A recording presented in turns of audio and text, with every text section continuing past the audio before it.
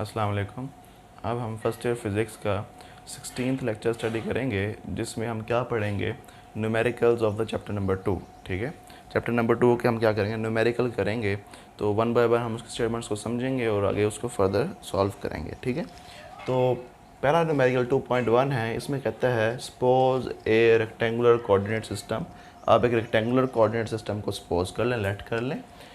A vector A, एक vector है आपके पास ए, ये हमने ड्रॉ किया है, पहले से हमने ड्रॉ किया हुआ है। तो उसको कंडीशंस देखते हैं कैसे ड्रॉ किया है। Has its tail at the point, जो इस वेक्टर ए की जो टेल होगी वो इस पॉइंट पे होगी -2 और -3 पे।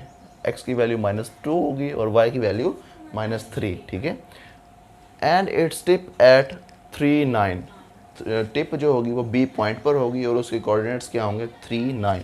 ये मैंने टिप बनाई है, टिप का मतलब है हेड।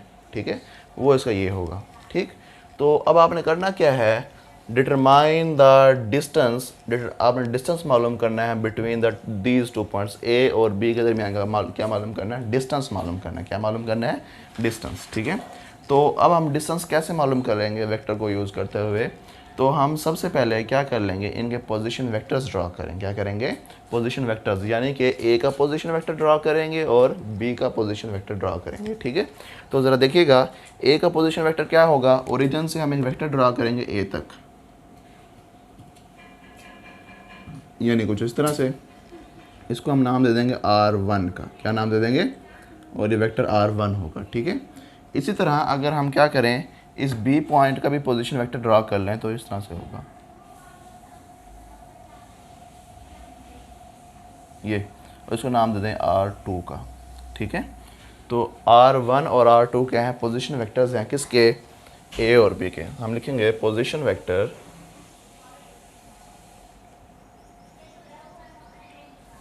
ऑफ पॉइंट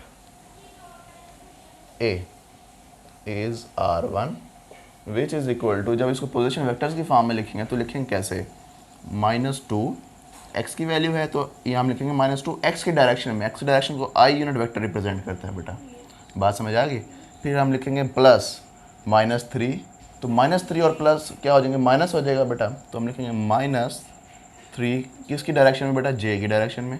तो हम इसको इस तरह से लिख देंगे बेटा, बात समझ आ गई। ये हमने क्या किया है, ये जो कोऑर्डिनेट्स जो बताए हुए थे इसको वेक्टर की फॉर्म में लिखा है। किसकी फॉर्म में लिखा है, एक्स की वैल्यू के साथ हमने आई यूनिट वेक्टर लगाया है और जे वाई की वैल्यू के साथ जे यूनिट वेक्टर, उनके यूनिट वेक्टर्स लगाए हैं ताकि हमें पता चल जाए। हम ये ना लिखें कि -2 यूनिट्स हम एक्स की डायरेक्शन में चलेंगे और -3 हम जे की डायरेक्शन में चलेंगे, ऐसा नहीं होगा।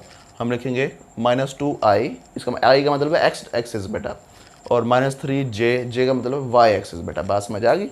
इसी तरह हम लिखेंगे पोजीशन वेक्टर, क्योंकि हम वेक्टर्स पढ़ रहे हैं ना, of point B is R2 which is equal to 3i unit vector plus 9j unit vector बेटा, बात समझ आ गई। तो अब हमने मालूम क्या करना है, टू फाइंड हमारे पास जो है वो क्या है, वो हमने डिस्टेंस मालूम करना है between A and B. Distance between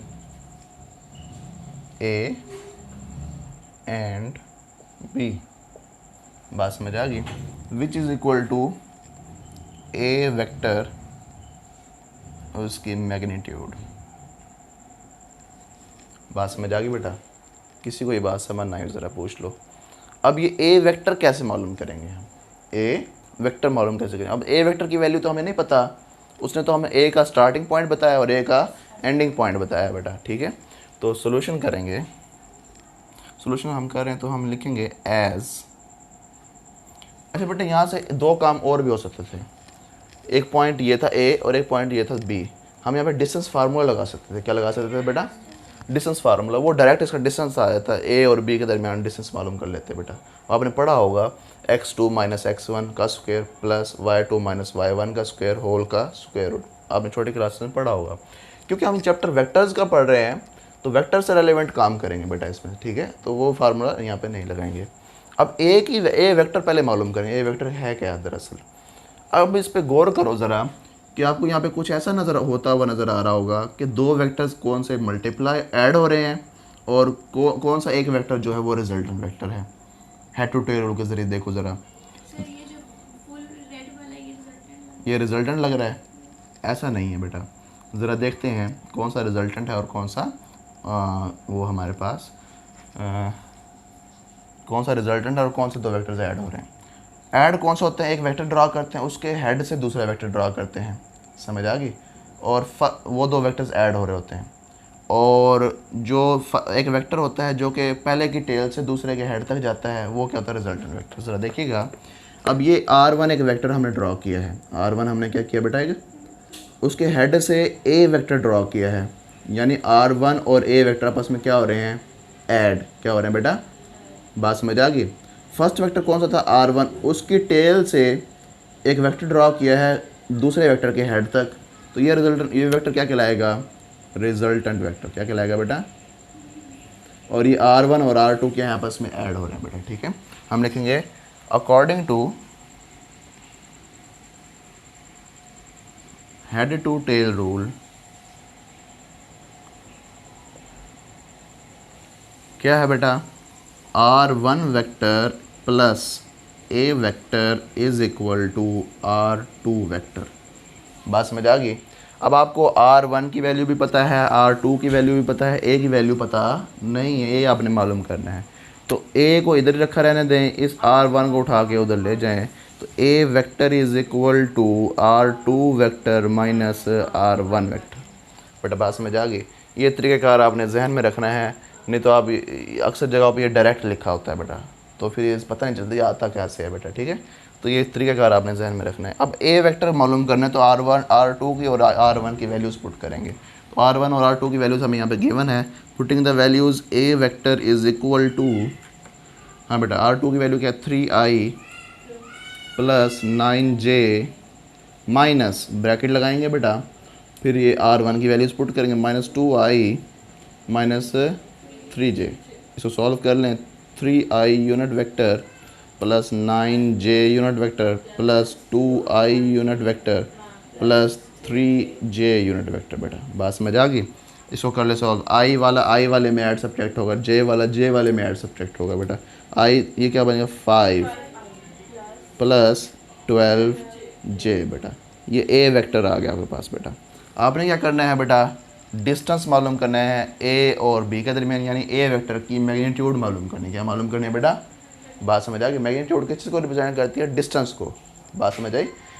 इस पॉइंट का और इस पॉइंट के दरमियान डिस्टेंस कितना है, तो हम इस वेक्टर की क्या मालूम कर लेंगे, मैग्नीट्यूड। तो आप ज़रा देखिएगा, इसकी मैग्नीट्यूड मालूम कर लें।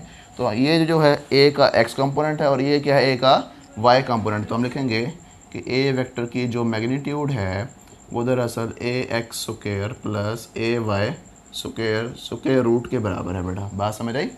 Bye putting the value in this equation, this formula, 5 का स्क्वायर प्लस 12 का square root.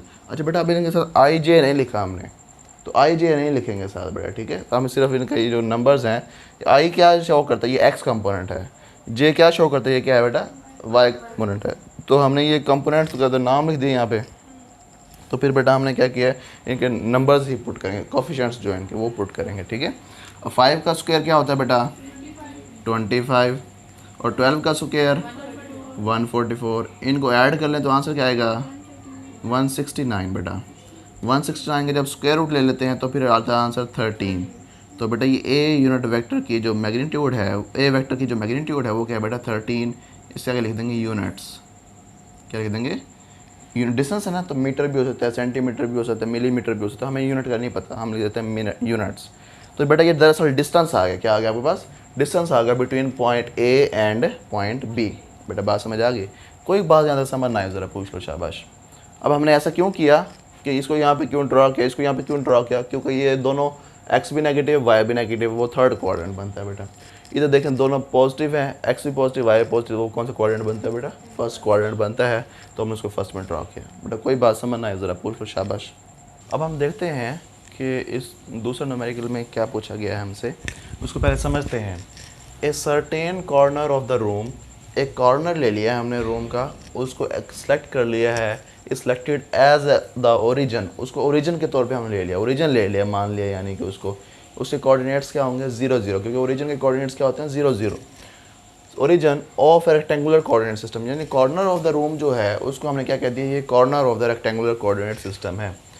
If an insect, अगर एक कोई कीड़ा है या हशरात है, is crawling on an adjacent वाल, वो किसी एक वाल के साथ वाली करीबी वाल के साथ वो क्या कर रहा है, ऊपर क्रॉल कर रहा है, क्या कर रहा है, क्रॉल का मतलब मूव कर रहा है। एट अ पॉइंट, किसी एक पॉइंट के ऊपर, हैविंग कोऑर्डिनेट्स 2 1, उसके कोऑर्डिनेट्स कितने हैं 2 1, एक्स की वैल्यू 2 और वाई की value 1, where the units of distance are metre, उसका डिस्टेंस जो है हम किस में मेजर करेंगे, मीटर में, उसका यूनिट क्या होगा मीटर में। What is the distance of insect from its corner of the room, यानी कि आपने कॉर्नर से उस इंसेक्ट तक का डिस्टेंस मालूम करना है, क्या मालूम करना है, डिस्टेंस। और कॉर्नर को आपने क्या नाम दिया हुआ है, ओरिजिन का। यानी कि अब हम इसको देखते हैं यहाँ पे क्या दरअसल है, ये जो कॉर्नर है ये हम कहते हैं ये दरअसल ओरिजिन है, ये एक दीवार है और ये एक दूसरी दीवार है, ठीक है, इनका ये जो कॉमन पॉइंट है उसको कहते हैं कॉर्नर, ठीक है। और कॉर्नर को हमने क्या कंसिडर कर लिया, ओरिजिन, ठीक है। और एक पॉइंट है P लेट्स सपोज, और उसके जो कोऑर्डिनेट्स है 2 1, उसके ऊपर एक इंसेक्ट क्या कर रहा है, क्रॉल कर रहा है। तो हमने कॉर्नर से और इंसेक्ट तक का जो डिस्टेंस है वो मालूम करना है, बात समझ आ गई। यानी कि ओरिजिन से इस पॉइंट P तक का डिस्टेंस मालूम करना है। वो डिस्टेंस मालूम करने के लिए हमें सबसे पहले क्या करना पड़ेगा बेटा, वेक्टर मालूम करना पड़ेगा। ये वेक्टर दरअसल पोजीशन वेक्टर है, किसका बेटा, P का, बात समझ आ गई। तो हम लिखेंगे position vector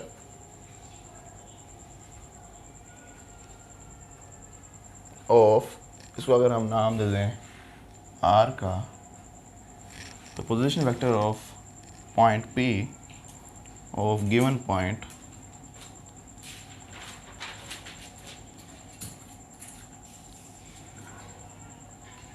is R which is equal to 2, कैसे लिखेंगे बेटा इसको, 2i प्लस 1j बेटा, बात समझ आ कि पोजीशन वेक्टर है। और बेटा कोऑर्डिनेट्स ऑफ ओरिजिन क्या होते हैं, ओरिजिन के कोऑर्डिनेट्स तो आपको पता है सबको, वो 0 0 होते हैं, क्या होते हैं बेटा 0 0। तो हम लिखेंगे कोऑर्डिनेट्स ऑफ ओरिजिन इज 0 0, ठीक है। या अगर हम इसके अगर पोजीशन वेक्टर ड्रॉ करना चाहें, पोजीशन वेक्टर अगर लिख दें इसका, पोजीशन वेक्टर ऑफ ओरिजिन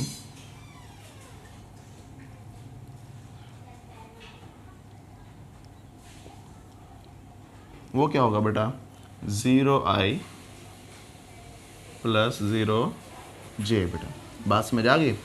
तो अब ये हमारे पास R एक एज ए होल एक वेक्टर है बेटा, क्या है, वेक्टर है। इसका हमने O से P तक का वेक्टर है, इसका डिस्टेंस मालूम करना है, क्या मालूम करना है, O से P तक का बेटा, ठीक है। यानी इस वेक्टर क्या मालूम कर लेंगे हम, मैग्नीट्यूड, क्या मालूम कर लेंगे, मैग्नीट्यूड, बात समझ आ गई।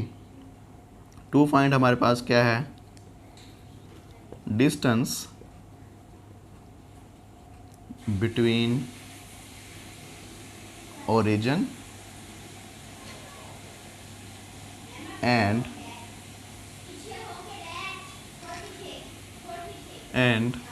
पॉइंट